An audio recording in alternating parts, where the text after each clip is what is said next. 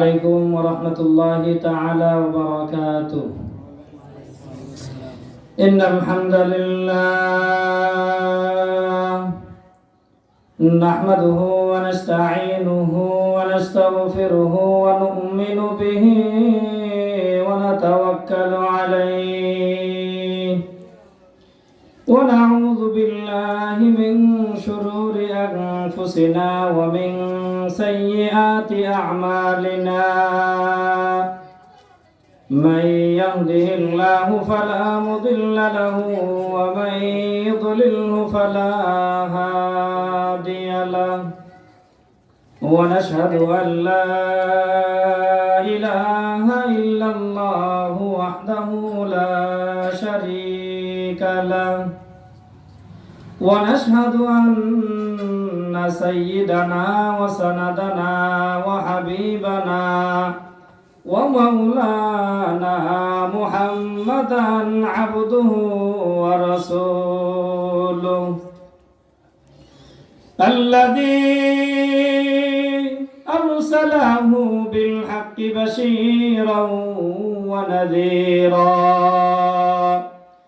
وداعيا إلى الله بإذنه وسراجا وقمرا منيرا.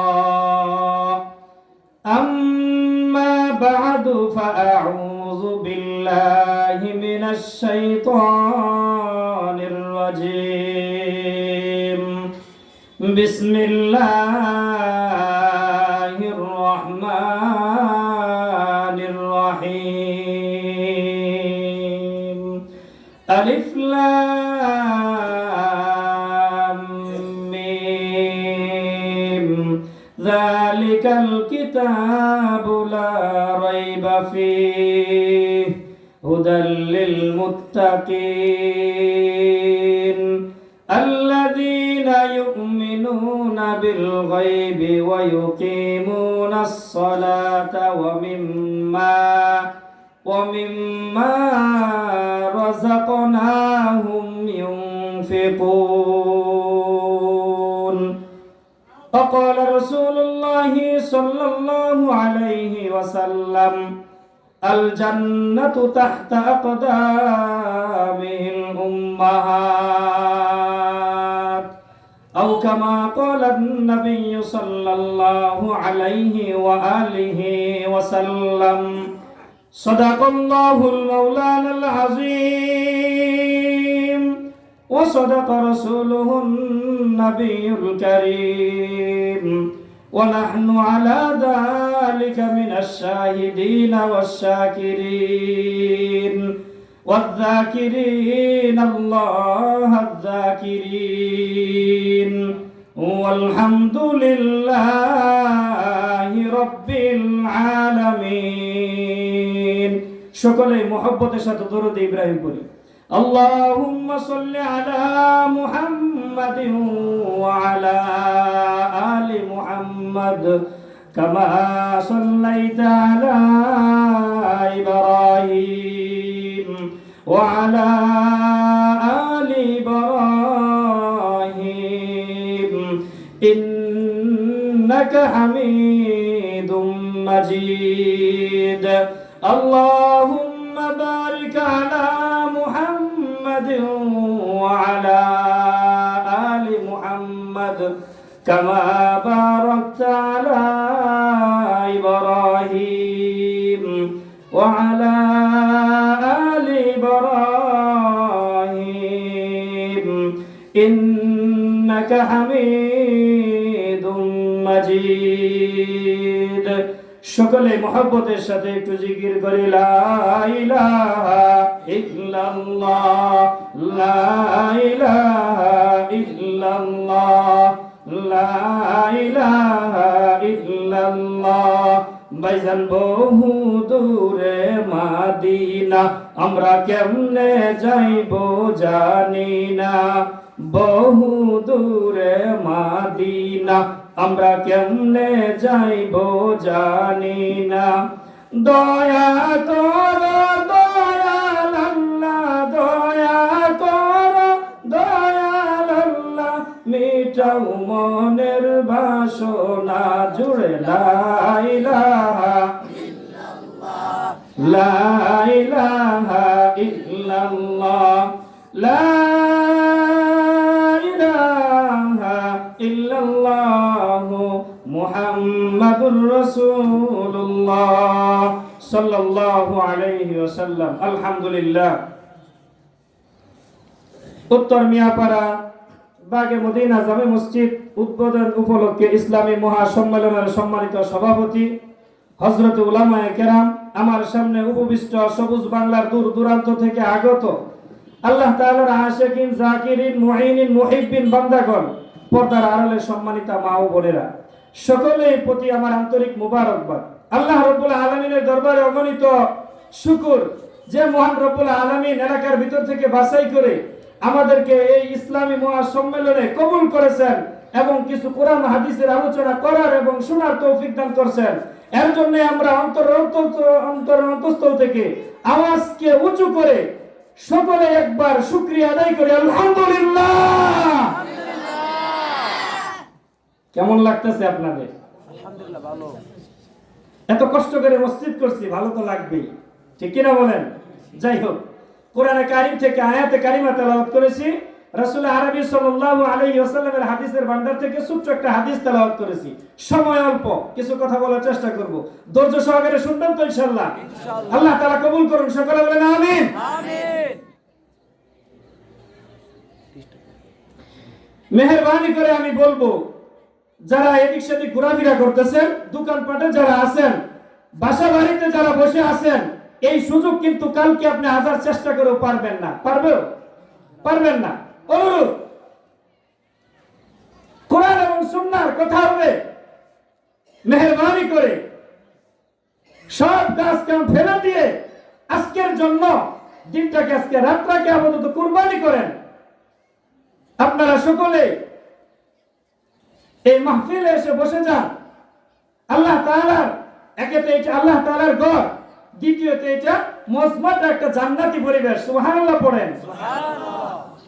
আসল মূল কথা হইছে, এই ইসলামী জলসার ভিতরে, মাহফিলের ভিতরে, দ্বীনি কথার ভিতরে সবাই বসতে পারবে না। পারবে সবাই বসতে পারবে না। এক নম্বর শর্ত হইছে কবুলিতে শর্ত, কবুল হওয়া লাগবে আল্লাহ তাআলার কাছে। তাহলে বোঝা যায় আমরা যারা আসছি তারা কি হয়ে গেছি? কবুল হয়ে গেছি। আল্লাহ তাআলা কবুল করছে বিদায় আমাদেরকে এই জলসায় নিয়ে আসেন। আলহামদুলিল্লাহ পড়ে আমরা দোয়া করি, মনে মনে দোয়া করতে থাকি। যারা এদিক সেদিক ঘোরাফেরা করতেছে, আল্লাহ তাআলা জানে এই ভাইদেরকেও কবুল করে, সকলে বলেন আমিন। আমিন। যাই হোক, যেই সূরা থেকে তেলাওয়াত করেছি, কোরআনে কারীমের ভিতরে সবচেয়ে বড় সূরা সূরাতুল বাকারা। শুরুতেই সূরা ফাতিহা, এরপরে সূরা বাকারা। এই সূরা বাকারার 2 থেকে 3টা আয়াত তেলাওয়াত করেছি। এই আয়াতকে সামনে রেখে কথা বলবো ইনশাআল্লাহ। রব্বুল আলামিন কোরআনে কারীমের ভিতরে বলেন, আলিফ লাম মিম যালিকাল কিতাবু লা রাইবা ফীহি হুদাল লিল মুত্তাকিন। যালিকাল কিতাব, এটি এমন একটি কিতাব যার ভিতরে কোনো ভুল নাই। সুবহানাল্লাহ পড়েন। সুবহানাল্লাহ। যার ভিতরে কি নাই? কোনো ভুল নাই। যদি কেউ বলে ভুল আছে, তার ঈমান থাকবে না যাবে? যুগে যুগে অনেক মানুষ আসছে, এই কোরআনের ভুল খোঁজার জন্য অনেক চেষ্টা করছে, শেষ পর্যন্ত দেখা গেছে এই লোকগুলা নাস্তিক হয়ে মারা গেছে। ঠিক কিনা কথা বলেন? কোরআনের ভুল কেউ খুঁজে বের করতে পারবে না। কোরআন কার বাণী? আল্লাহ তাআলার বাণী। আল্লাহ তাআলা নিজে নাযিল করেছে, এর ভিতর ভুল নাই। আল্লাহ তাআলা শুরুতেই বলে দিলেন, যালিকাল কিতাবু লা রাইবা ফীহি, এই কিতাবের ভিতরে কোনো ভুল নাই, সন্দেহ নাই। কেউ কখনো ভুল বের করতে পারে নাই, এখনো পারবে না, সামনে তো আরো পারবে না। হুদাল লিল মুত্তাকিন, মুমিন বান্দা যারা, মুত্তাকিন বান্দা যারা, এদের জন্য এটা গাইড বই, সাজেশন।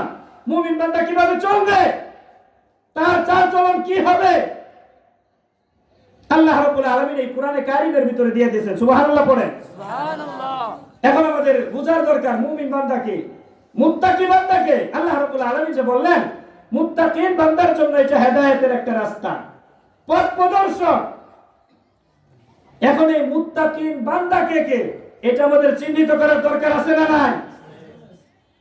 আয়াতের ভিতরে আল্লাহ তাআলা স্টেপ বাই স্টেপ সব কিছু দিয়ে দিবেন। এই আয়াতের তরজমাগুলা ব্যাখ্যাগুলা শুনলে আমরা বুঝতে পারবো আমরা কতটুক ঈমানদার। এই কাতারের ভিতরে আমরা পড়ি কিনা এই আয়াতের তরজমা শুনলে আমরা কি করব বুঝতে পারবো। আল্লাহ রাব্বুল আলামিন বলেন, আল্লাযীনা ইউমিনুনা বিল গায়বি ওয়া ইউকিমুনাস সালাহ ওয়া মিম্মা রাযাকনাহুম ইউনফিকুন। মুসলমান ভাইরা রে আমার, আল্লাহ রাব্বুল আলামিন প্রথমেই মুমিন বান্দার মুত্তাকিন বান্দার কিছু পরিচয় দিয়ে দিলেন। আল্লাযীনা ইউমিনুনা বিল গায়ব, যে সকল বান্দা বান্দীরা গায়েবের উপর বিশ্বাস স্থাপন করবে। কিসের উপর? গায়েবের উপর। কারণ আমরা আল্লাহ তাআলাকে দেখছি কেউ কখনো? কেউ কি দেখছেন? আল্লাহ তাআলাকে দেখি নাই, কিন্তু বিশ্বাস করতে হবে। বাতাস চলমান, বাতাস চলতেছে, আমরা কেউ কখনো বাতাস দেখছি? বিশ্বাস করি না বাতাস আছে। রাসূল আরবি সাল্লাল্লাহু আলাইহি ওয়াসাল্লামকে আমরা কখনো দেখি নাই, কিন্তু রাসূল সাল্লাল্লাহু আলাইহি ওয়াসাল্লাম আছেন তো? ছিল না? জি। রাসূল সাল্লাল্লাহু আলাইহি ওয়াসাল্লাম আছিল, সাহাবায়ে কেরাম আছিল, ফেরেশতা আছে। এগুলো সব কিছু আমাদের বিশ্বাস করতে হবে। তাহলে সে আমরা এক নম্বরে ঈমানদার হইতে পারবো, মুত্তাকি হইতে পারবো। মুত্তাকি বান্দার এক নম্বর বৈশিষ্ট্য হলো কি করবেন? গায়েবের উপর বিশ্বাস করবে। গায়েবের উপর বিশ্বাস করবে। এখন আমি আপনি আল্লাহ তাআলাকে বিশ্বাস করি, আবার গোপনে গোপনে শিরকও করি, তাহলে কি আল্লাহ তাআলাকে বিশ্বাস করা হয়েছে? এক আল্লাহ মানতে হবে, এক সৃষ্টিকর্তা একজন। তিনি কে? আল্লাহ। জবান উজাড় করে বলেন তিনি কে? আল্লাহ। মুসলমান ভাইরা আমার, যে জবান আল্লাহ তাআলা দিয়েছেন, আল্লাহ রাব্বুল আলামিন এই জবানের হিসাব নেবেন কি নেবেন না? অবশ্যই এই জবানের হিসাব নেবেন। কিয়ামতের ময়দান কঠিন মুসিবতের সময় যদি জিজ্ঞাসা করে ফেলে, ওয়াজের মাহফিলে তুমি গিয়েছো, বক্তা সাহেব যখন সুবহানাল্লাহ আলহামদুলিল্লাহ আল্লাহু আকবার বলতে তোমাকে বলেছে, তুমি এইটা চিন্তা করছো তোমার গলাটা ভেঙে যাবে, গলার সুরটা তোমার পাল্টে যাবে, সেই জন্য তুমি আস্তে আস্তে সুবহানাল্লাহ বলছো। হিসাব দিতে হবে। সেই জন্য সুবহানাল্লাহ আলহামদুলিল্লাহ যেই জায়গায় বলার দরকার জোরে বলবো তো ইনশাআল্লাহ। আল্লাহ তাআলা কবুল করুন, সকলে বলেন আমিন। তাহলে মুমিন বান্দার এক নম্বর বৈশিষ্ট্য হলো গায়েবের উপর বিশ্বাস স্থাপন করবে। এখন গায়েবের উপর আমি বিশ্বাস করলাম আল্লাহ তাআলা একজন, দ্বিতীয় আর কোনো ইলাহ নাই, দ্বিতীয় আর কোনো আল্লাহ নাই। আল্লাহ রাব্বুল আলামিন তার নিজের জন্যই একটা সূরা নাযিল করলেন, এর ভিতরে আর কোনো নবীর নাম নাই, নিজেরই প্রশংসা করলেন। সূরা একদম ছোট্ট, বিসমিল্লাহির রহমানির রহিম, কুল হুয়াল্লাহু আহাদ আল্লাহুস সামাদ লাম ইয়ালিদ ওয়া লাম ইউলাদ ওয়া লাম ইয়াকুল লাহু কুফুয়ান আহাদ। আল্লাহু আকবার বলেন। আল্লাহ রাব্বুল আলামিন নিজের জন্য এই সূরা কুল হুয়াল্লাহু আহাদ, হে নবী আপনি মানুষদেরকে জানাই দেন আল্লাহ এক, দ্বিতীয় আর কোনো ইলাহ নাই, দ্বিতীয় আর কোনো আল্লাহ নাই। এখন যদি আমরা এটা স্বীকার করি আল্লাহ একজন, আবার পাশাপাশি যদি শিরিক করতে থাকি, আল্লাহ তাআলা কি খুশি হবেন না রাগান্বিত হবেন? শিরিকেরও কিছু প্রকার আছে, দেখেন কি শিরিক। যেমন আমি আল্লাহ তাআলাকে বিশ্বাস করি, অথচ আমি মাজারে যাই। কোথায় যাই? মাজারে যাই। এই কপাল, আল্লাহ তাআলা একমাত্র এই কপালকে বানাইছেন আল্লাহ তাআলার কুদরতি পায়ে সাজদা দেওয়ার জন্য। এখন আমি অন্য কোথাও যদি সাজদা দেই, আল্লাহ তাআলার সাথে শিরিক করা হবে। ঠিক কিনা কথা বলেন?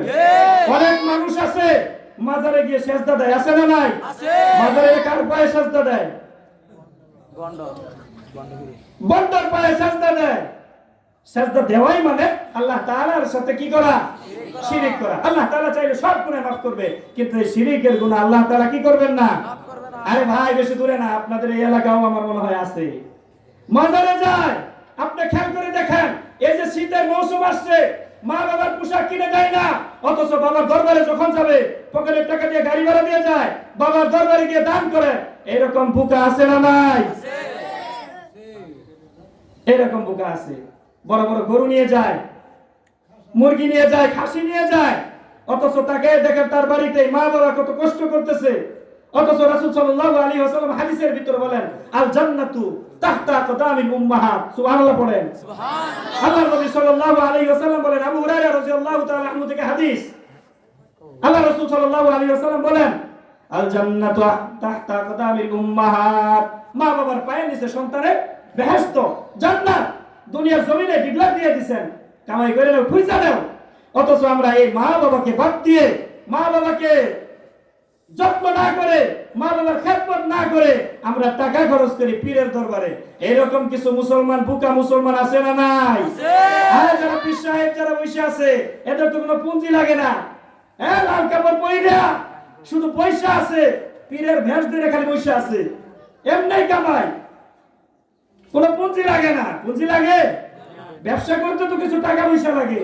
আরে ভেষ যে ধরছে, কোনো টাকা পয়সা খরচ নাই, এমনি খালি বসে আছে। আর মুরিদার আসতেছে, ভালো ভালো খাওয়াইতেছে, সেজদা দিতেছে। এরকম আছে বন্ধ আছে না নাই? আর জুড়ে বলেন, এরকম বন্ধ আছে না নাই? ওই দেখা যায় বন্ধ বাবা মাজার নামের কারখানা, ঠিক কি না? ওই দেখা যায় বন্ধ বাবা মাজার নামের কারখানা। বুকা সুকা মানুষ দইরা, হো বুকা সুকা মানুষ দইরা, পুঞ্জি সারা মাল কামাই। ওই দেখা যায় বন্ধ বাবা মাজার নামের কারখানা, ঠিক কি না? পুঁজি লাগে না। আর ওই জায়গায় জ্ঞানী বুদ্ধিমান মানুষ কখনো যাবে না। যারা একদম নির্বুদ্ধ, বোকা, গর্দভ, গাধা, এই সকল ব্যক্তিরা ওই মাজারে যাবে, ঠিক কিনা কথা বলেন? এত কষ্ট করে টাকা অর্জন করে মাথার গাম পাতায় ফেলে মা বাবাকে না খাওয়াইয়া, সন্তান সন্ততিকে না খাওয়াইয়া আমি পীরের কাছে দেই, পীরের কাছে আমি দোয়া চাই, ওই পীর কখনো জান্নাতে নিয়ে যাইতে পারবে না, ঠিক কিনা বলেন? মা বাবা যদি একটা দোয়া করে সন্তানের জন্য, আল্লাহ তাআলার আরশ পর্যন্ত কেঁপে যায়, সুবহানাল্লাহ বলেন। আর পীরের দোয়া কোনো হাদিস নাই, কোনো কোরআনের আয়াত নাই, এই পীরের দোয়া একদম আল্লাহর আরশ পর্যন্ত যায়, এমন নাই, ঠিক কিনা বলেন? ঠিক। অথচ আমরা মায়ের খেদমত নাই, বাবার খেদমত নাই, আমরা টাকা পয়সা ব্যয় করতেছি পীরের দরবারে। এটা এক নম্বরের শিরক। শিরক কি আবার বুঝতে পারছেন তো? তাহলে প্রথম নাম্বার মুমিন বান্দার গুণ হলো আল্লাযীনা ইউমিনুনা বিল গায়বি ওয়া ইউকিমুনাস সালাহ। আল্লাযীনা ইউমিনুনা, প্রথম নাম্বার গুণ হলো মুমিন বান্দার। মুমিন বান্দা গায়েবের উপর বিশ্বাস করবে, এক আল্লাহ তাআলাকে বিশ্বাস করবে, দ্বিতীয় কোন আল্লাহ তাআলা নাই, দ্বিতীয় কোন কারো সেজদার কোন যোগ্য কেউ দুনিয়ার জমিনে নাই, ঠিক কিনা কথা বলেন?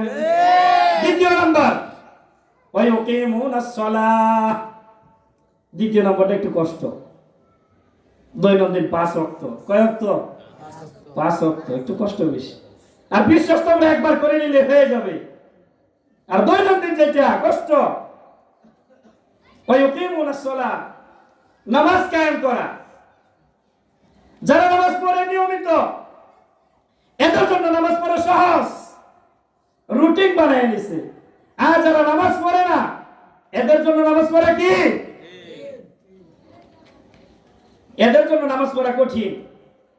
যারা নামাজি, পাক্কা নামাজি, প্রত্যেক দিন রেগুলার নামাজ পড়ে, ফজরের সময় লোকটাকে ডাকতে হয় না, ঠিক কিনা কথা বলেন? মসজিদের ভিতরে আজান হলে এমনি সজাগ হয়ে যায়, কারণ তার মনের ভিতরে একটা চিন্তা থাকে, টেনশন থাকে, ফজরের নামাজ যদি আমার কাজা হয়ে যায়। কিয়ামতের ময়দান কঠিন মুসিবতের সময় হযরতে ইসরাফিল আলাইহিস সালাতু ওয়াস সালাম যখন সিংহার ভিতরে ফুৎকার দিবে, মানুষ যখন কবর থেকে উঠতে থাকবে, কবর থেকে উঠতে থাকবে, দুনিয়ার জমিনে যারা নামাজ পড়ে নাই, সালাত কায়েম করে নাই, এই সকল ব্যক্তিরা কিয়ামতের ময়দান যখন শুরু হয়ে যাবে, ইসরাফিল আলাইহিস সালাতু ওয়াস সালাম যখন ফুৎকার দিবে, যারা নামাজ কায়েম করে নাই এদের শরীরের ভিতরে কম্পন সৃষ্টি হয়ে যাবে, শরীরের ভিতরে জ্বালা সৃষ্টি হয়ে যাবে। আর তারা বলতে থাকবে, যদি কিয়ামতটা না হইতো তাহলে ভালো হইতো, কবরের ভিতরে একটা শাস্তি পাইতাম, আর এখন কিয়ামত শুরু হয়ে গেছে, শাস্তির তো কোনো অভাব থাকবে না। আর যে ব্যক্তি মুমিন বান্দা দৈনন্দিন 5 ওয়াক্ত নামাজ কায়েম করত, যখন কিয়ামত কায়েম হয়ে যাবে, ইসরাফিল আলাইহিস সালাতু ওয়াস সালাম যখন সিংহার ভিতরে ফুৎকার দিবে, ওই মুমিন বান্দা তখন কবর থেকে উঠতে থাকবে, আর দুইটা চক্ষু তখন কসলাইতে থাকবে, সুবহানাল্লাহ পড়েন। আর বলতে থাকবে, কে কোথায় আছো, কে কোথায়, আমাকে এক বন্না পানি দাও, আমি ওযু করব, আমার ফজরের নামাজ কাজা হয়ে গেল, সুবহানাল্লাহ পড়েন।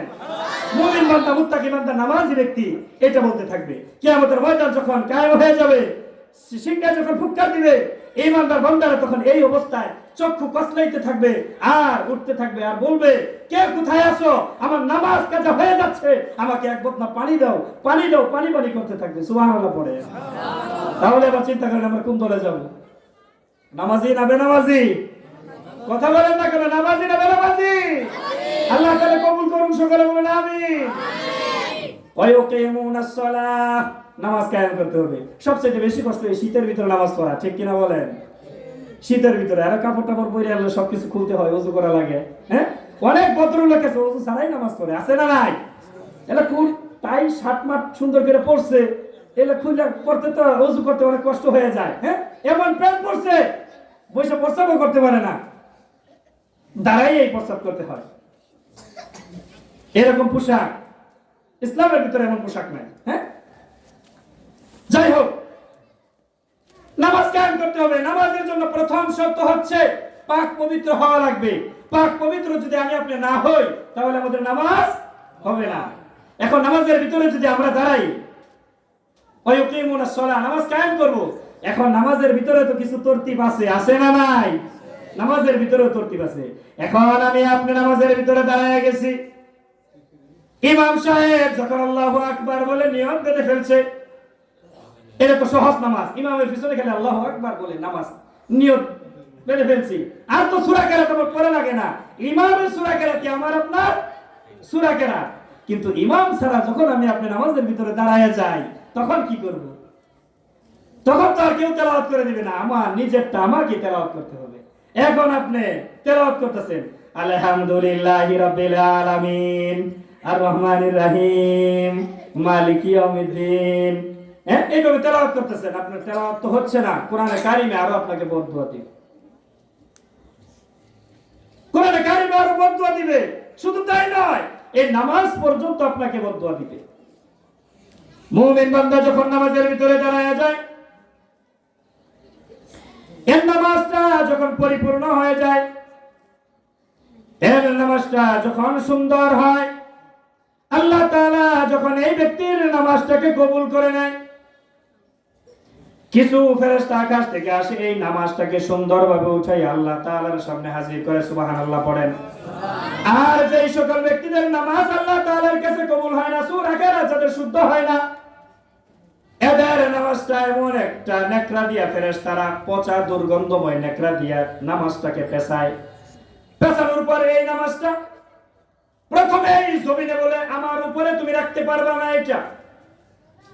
এই ফেরেশতারা যখন এই দুর্গন্ধময় নেকড়া দিয়ে যখন নামাজটাকে পেছায়া উপর দিকে উঠায়, সাথে সাথে আকাশের কিছু ফেরেশতা ডাক দিয়ে বলে, ও ফেরেশতারা, এই নামাজ ভুল নামাজ, এই দুর্গন্ধমুক্ত যুক্ত নামাজ, এই নামাজ আকাশের ভিতরে নিয়ে আসবে না।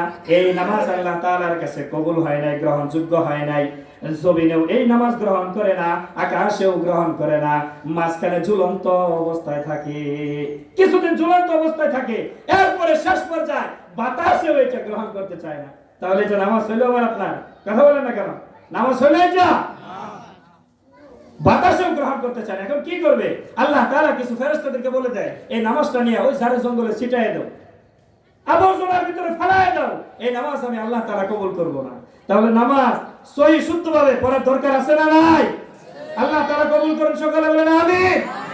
তাহলে যদি নামাজ সুন্দর করতে যাই, তাহলে আমাদের কোরআনে কারীম শুদ্ধ করে শিখতে হবে, ঠিক কি না বলেন?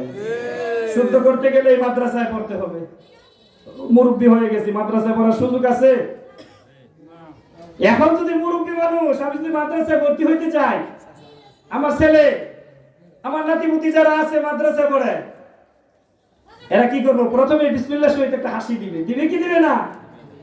কো দাদা এসে মাদ্রাসায় পড়বার, হাসি দিবে না? উস্তাদ কিন্তু হাসি দিবে না, উস্তাদ খুশি হবে, ঠিক আছে শিখতে আসতে শিখাই দিব। কিন্তু আরো আশেপাশে যারা ছাত্র আছে এরা কিন্তু একবারে সেই হাসি দিবে। উস্তাদের সামনে যদি না দিতে পারে, যখন অন্যান্য সময় উস্তাদ থাকবে না, তখন যে একটা টিটকারি আর হাসি মস্কারি করবে, আপনি মাদ্রাসায় টিকতেই পারবেন না। তাহলে এখন আমরা মুরব্বী দাদা যারা আছি, মুরব্বী বাবারা যারা আছি, এদের কোরআনে কারীম সহি করার দরকার আছে না নাই? অবশ্যই দরকার আছে, রাস্তাও আছে। এটা হলো দাওয়াত ও তাবলীগ, ঠিক কিনা কথা বলেন? ঠিক তো বলে ফেললেন, যাবেন দাওয়াত তাবলীগ যে মারামারি কিভাবে যাবেন? কঠিন মারামারি। দুই একের ভিতরে যে ঘটনা ঘটে গেছে ইস্তেমার ময়দানে, মাদ্রাসার ছাত্র যারা কাজ করতে গেছে, সামনে ইস্তেমা কাজ করার জন্য যারা গেছে, এদের উপরে হামলা করছে এতাআতি দল, এতাআতি গ্রুপ। বিশেষ করে মুরব্বী বাবা যারা আছেন, এই এতাআতি গ্রুপ কয়দিন ধরে শুনেন আপনারা? আর আগে শুনছেন? 20 বছর আগে এতাআতি নামে যে কিছু আছে, এটা 20 বছর আগে কেউ শুনছেন? সবসময় আমরা দেখে আসছি, কোরআন হাদিসের কথা শুনি উলামায়ে কেরামের কাছ থেকে, ঠিক কিনা কথা বলেন? উলামায়ে কেরামের কাছে যাই, নামাজ পড়ি না উলামায়ে কেরামের কাছে যাই, হাদিস জানি না উলামায়ে কেরামের কাছে যাই, কোরআন শিখতে পারি নাই, কোরআন শিক্ষা করার জন্য, মাসলা মাসাইল শেখার জন্য উলামায়ে কেরামের কাছে যাই। এখন এই উলামায়ে কেরামের ভেষ ধরে এমন কিছু বাতিল ঢুকে গেছে, এদের ভিতরে বোম মারলেও, ঘুষি দিলেও এদের ভিতরে থেকে আল্লাহু আকবার শুদ্ধ করে বের হবে না। আর এরা সামনের কাতারে যায়া নারে তাকবীর আল্লাহু আকবার, আমরা এতাতি হয়ে গেছি। এটা কি হইল? অথচ দেখেন উলামায়ে কেরাম মাদ্রাসার ভিতরে হেফজখানায় পড়তে গেলে কমসে কম 4 বছর, কিতাব বিভাগ করতে গেলে শুরু থেকে শেষ পর্যন্ত 12 বছর, ইফতা পড়তে গেলে আরো 2 বছর, এইরকম 15-16 বছর কিতাবাদি ঘাটাঘাটি করে পড়ে এরপর আইসা মূল্য পায় না, দাম পায় না। আর একজন স্কুল কলেজ ভার্সিটিতে পড়ছে, কোরআনের জ্ঞান আছে কিন্তু অন্য জ্ঞান, কোরআনের জ্ঞান তেমন একটা নাই। এই লোকটা যদি আইসা বলে আমি আলেম, আমাকে মানো, আমরা কেউ মানবো? এর কাছে একটা জ্ঞান আছে, বুদ্ধি আছে, আমরা এটা মানি। যে যেই কাজে নিয়োজিত, একটা ইঞ্জিনিয়ারের কাছে যদি আমি আপনি নামাজের মাসআলা জিগাই, এটা বোকামি হবে না?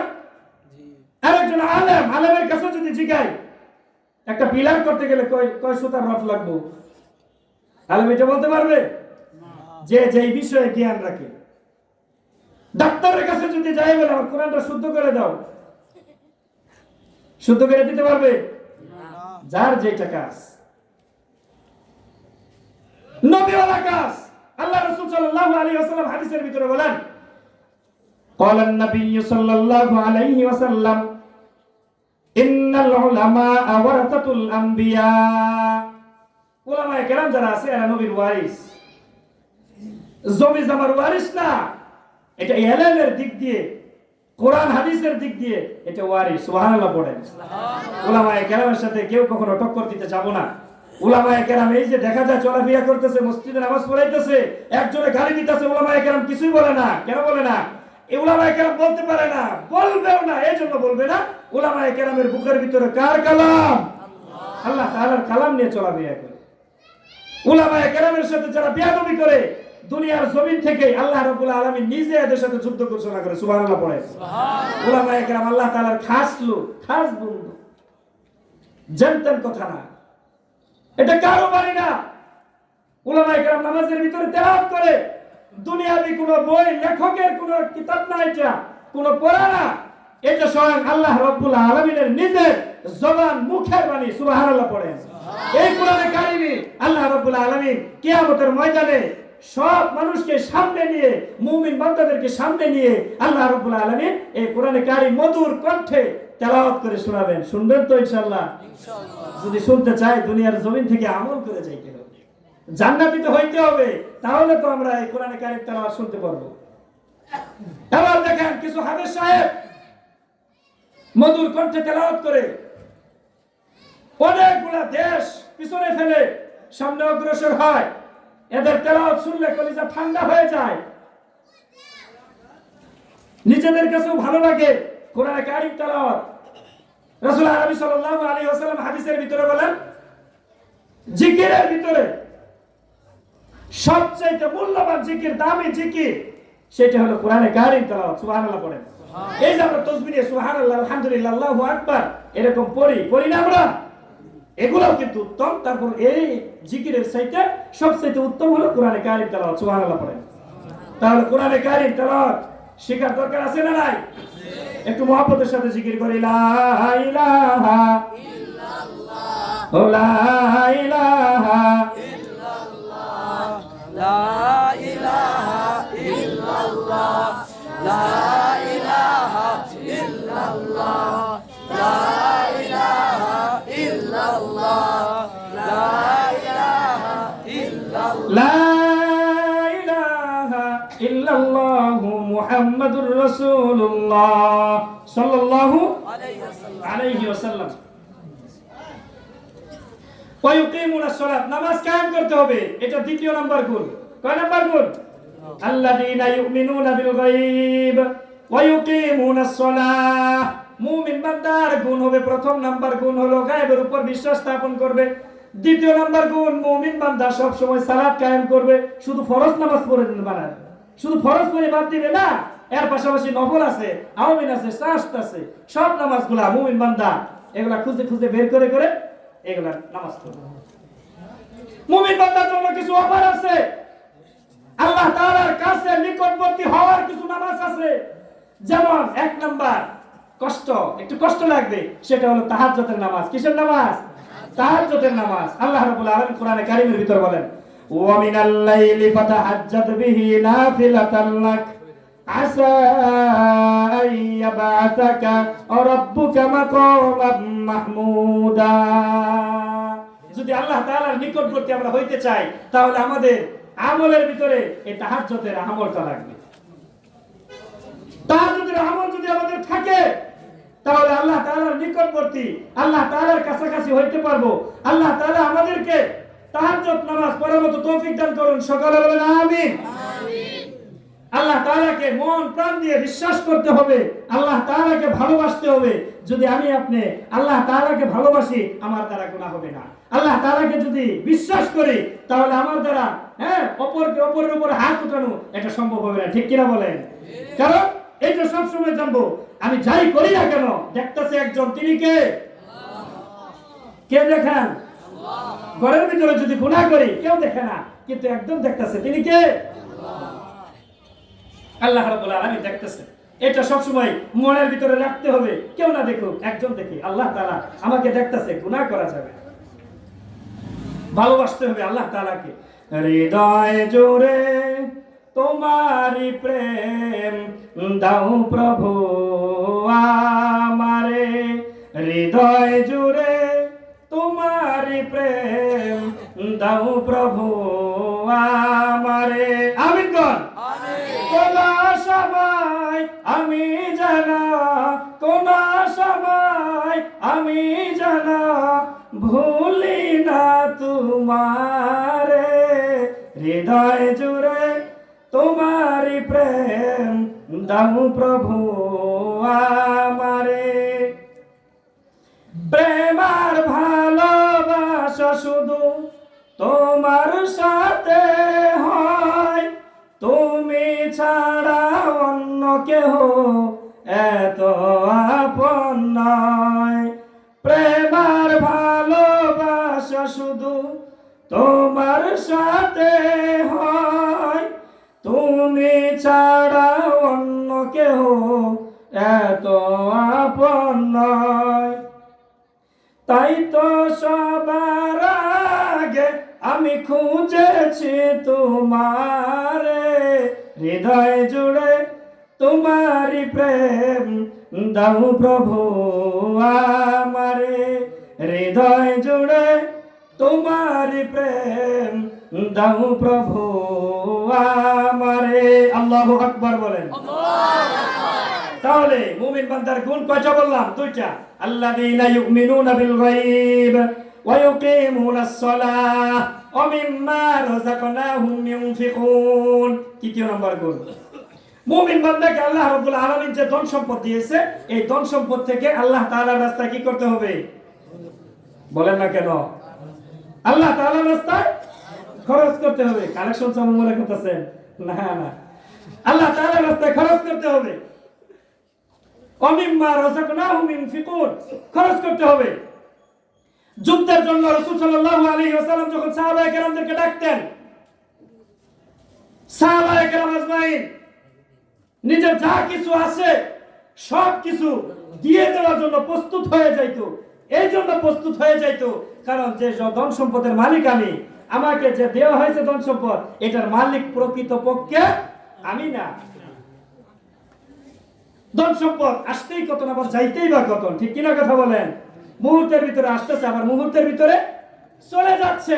এমন নজির আছে না নাই?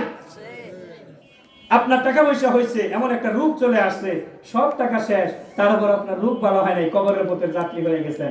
এইরকম নজির আছে না নাই? সাহাবায়ে কেরাম আজমাইনের কাছে যখন টাকা চাওয়া হইতো, যুদ্ধের জন্য কিছু চাওয়া হইতো, সাহাবায়ে কেরাম পাগল হয়ে যাইতেন। রাসূল সাল্লাল্লাহু আলাইহি ওয়াসাল্লাম চাইছে কি থুইয়া কি দিব, আর আমাদের কাছে চাইলে আমরা তো ওইটা যাই গিয়া অন্যদিকে তাকাই থাকি, দিলে তো চিন্তা করি সব কি হয়ে যাবে, শেষ হয়ে যাবে, কই যাবে, এত কষ্ট করে কাজ করছি। হ্যাঁ, তাহলে তো রাসূল সাল্লাল্লাহু আলাইহি ওয়াসাল্লামকে আল্লাহ তাআলাকে ভালোবাসা হইল না, আল্লাহ তাআলার এই আয়াতকে মানা হইল না। আল্লাহ তাআলাকে যদি ভালোবাসতে চাই কোরআনের আয়াত মানতে হবে, রাসূল সাল্লাল্লাহু আলাইহি ওয়াসাল্লামকে যদি ভালোবাসতে চাই তাহলে কোরআনের আয়াত মানতে হবে। সাহাবায়ে কেরাম রাসূল আরবি সাল্লাল্লাহু আলাইহি ওয়াসাল্লামকে পাগলের মতো ভালোবাসতেন, তাকায় থাকতেন জবানের দিকে, মুখের দিকে, কি কথা রাসূল সাল্লাল্লাহু আলাইহি ওয়াসাল্লামের জবান থেকে বের হয়ে যায় আমরা ওইটাই পালন করব। সাহাবায়ে কেরাম তাকায় থাকতেন,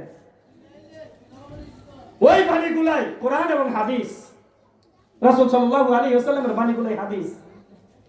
এখন আমরা ওগুলো যদি অনুসরণ করি, ওই কথাগুলো যদি আমি আপনি মানি, তাহলে রাসূল সাল্লাল্লাহু আলাইহি ওয়াসাল্লামের সাথে জান্নাতে যাইতে পারবো। সুবহানাল্লাহ পড়েন।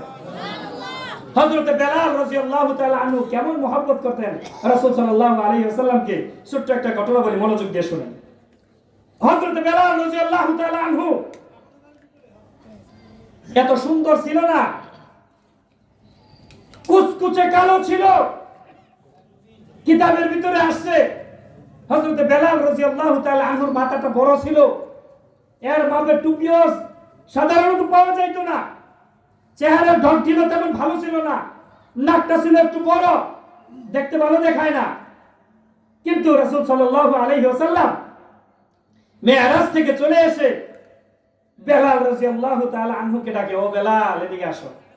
অন্যান্য সাহাবী যারা আছে এরা তো অবাক হয়ে গেছে, কি ব্যাপার, রাসূল সাল্লাল্লাহু আলাইহি ওয়াসাল্লাম মেরাজ থেকে আসছে, আমরা বড় বড় সাহাবী আছে, আমাদেরকে ডাকবে, তা না করে রাসূল সাল্লাল্লাহু আলাইহি ওয়াসাল্লাম বেলালকে ডাকে, কারণ কি?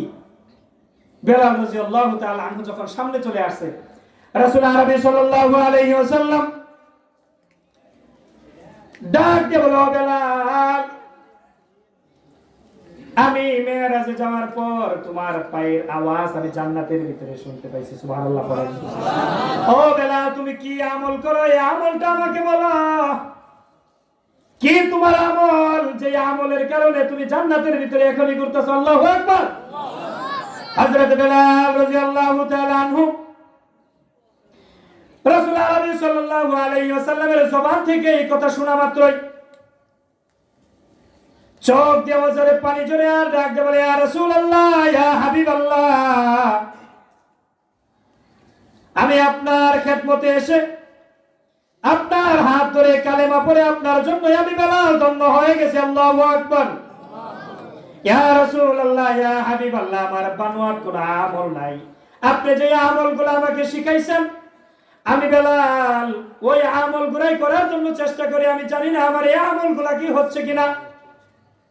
ইয়া রাসূলুল্লাহ, ইয়া হাবিবাল্লাহ, আমি সব সময় বেলাল আপনার জবানের দিকে তাকাই থাকি, আপনার চেহারার দিকে তাকাই থাকি, কখন আপনার জবান থেকে কি কথা বের হয়ে যায় আমি বেলাল ওই কথাটাই ফলো করি।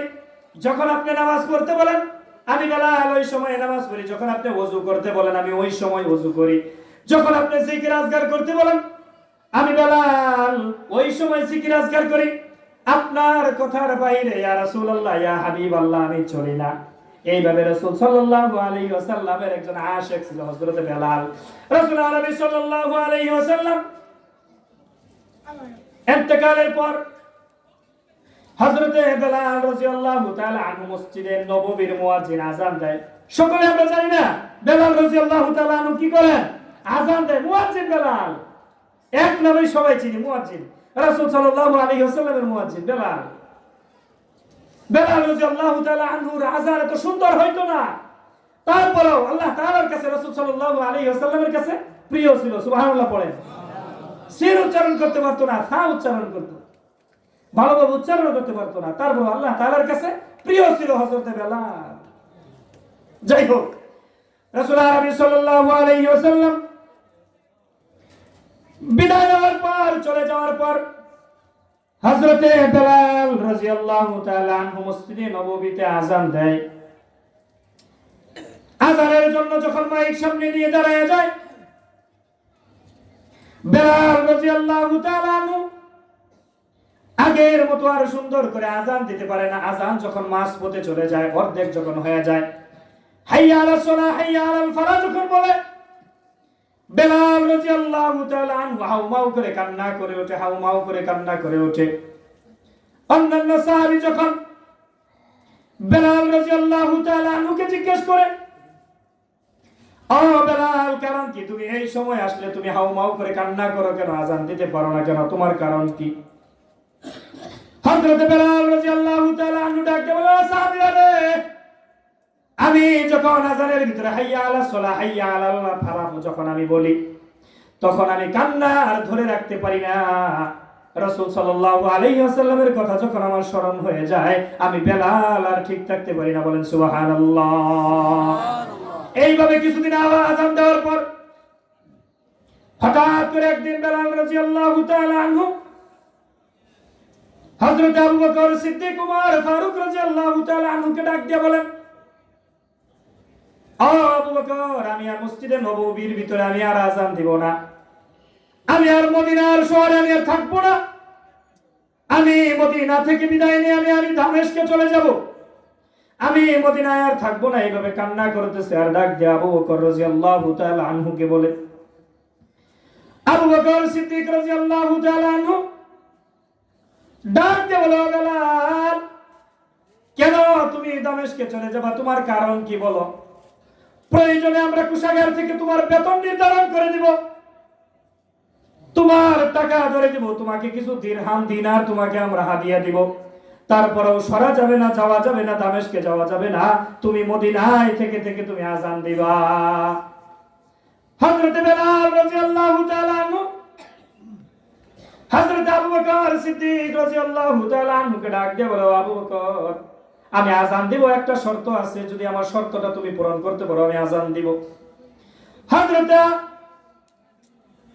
আবু বকর সিদ্দিক রাদিয়াল্লাহু তাআলা আনহু ডাক দিয়ে বললেন, ও বেলাল, কি তোমার শর্ত? তুমি বলো, আমি যদি পূরণ করার হয় আমি পূরণ করব।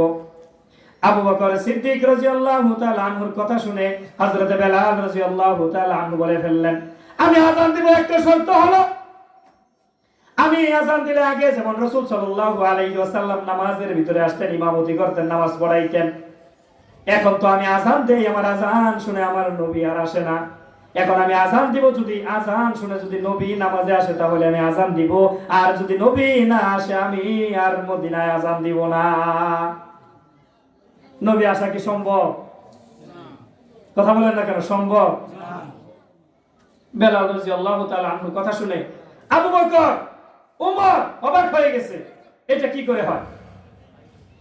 বেলাল রাদিয়াল্লাহু তাআলা আনহু কান্নার আওয়াজ বাড়ায় দিছে, কান্না করে আর ডাক দিয়ে বলে, ও আবু বকর, ও উসমান, ও আলী, শোনো, আমি যখন আযান দেই, আযান দিয়ে যখন মসজিদে নববী থেকে যখন আমি বের হই, যখন বের হওয়ার সাথে সাথেই আমার নজরটা, আমার দুই নয়ন যখন রাসূল সাল্লাল্লাহু আলাইহি ওয়াসাল্লামের রওজা দিকে চলে যায়, আমি বেলাল আর আমি কান্না ধরে রাখতে পারি না। বলেন সুবহানাল্লাহ।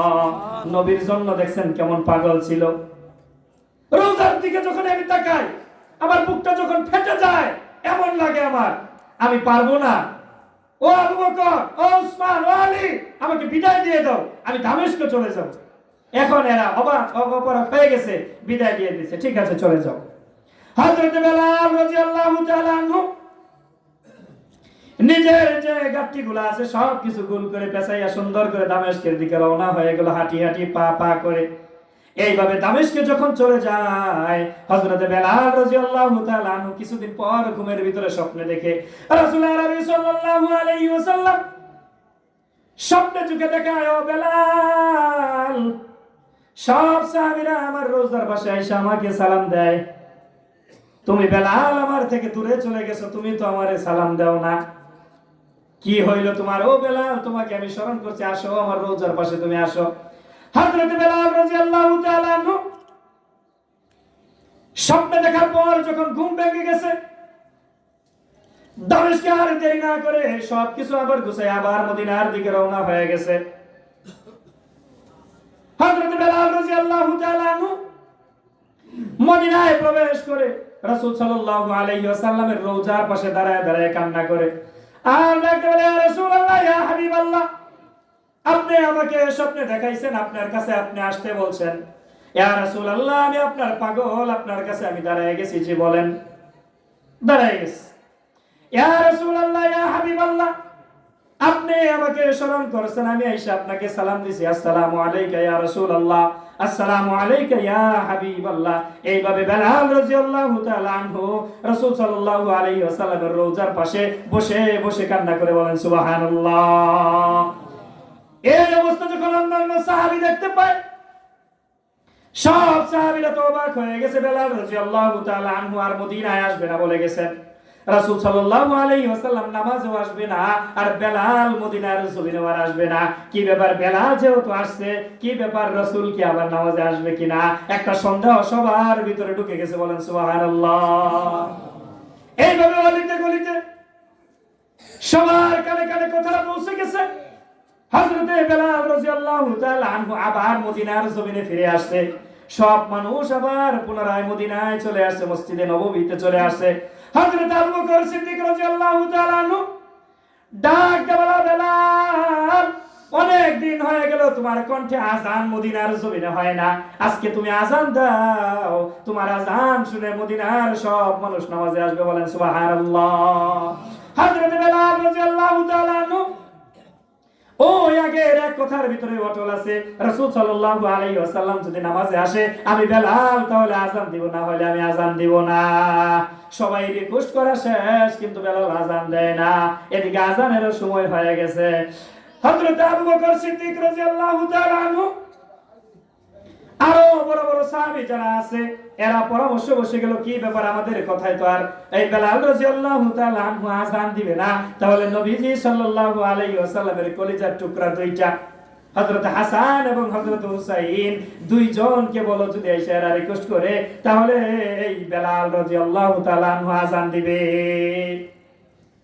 হাসান হুসাইন এসে যখন হযরত বেলাল রাদিয়াল্লাহু তাআলা আনহুর দুই হাতের ভিতরে যখন ধরে ফেললেন, আর ডাকতে বলল, বেলাল, ও আমার নানার সাহাবী, তুমি তো আযান দিয়ে নবী সাল্লাল্লাহু আলাইহি ওয়াসাল্লামকে মুগ্ধ করেছ, তোমার আযান শুনে রাসূল সাল্লাল্লাহু আলাইহি ওয়াসাল্লাম নামাজে আসছে, আমরা নবীর আপনজন হয়ে তোমার কাছে রিকোয়েস্ট করি, তুমি এবার মসজিদে নববীতে তুমি আযান দাও, বলেন সুবহানাল্লাহ।